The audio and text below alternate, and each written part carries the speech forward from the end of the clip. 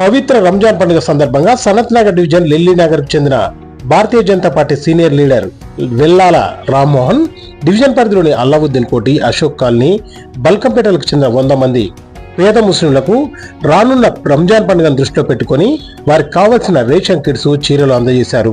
ఈ సందర్భంగా ఆయన మాట్లాడుతూ, రంజాన్ పండుగను దృష్టిలో పెట్టుకుని ముస్లిం సోదర సోదరీమణులకు రేషన్ కిట్స్ మరియు చీరలు అందించడం జరిగిందని, ఈ కార్యక్రమం గత 15 సంవత్సరాలుగా ప్రతి రంజాన్ పండుగ సందర్భంగా నిర్వహిస్తున్నామని తెలియజేశారు.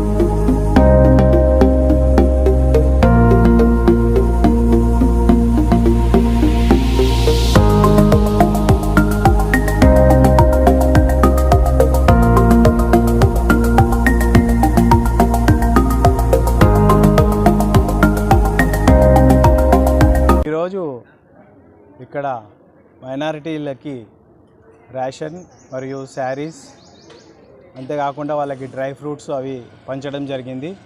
మా మైనారిటీ వింగ్ ఆధ్వర్యంలో, యాకూబ్ ఆధ్వర్యంలో ఈ ప్రోగ్రాం నిర్వహించడం జరిగింది.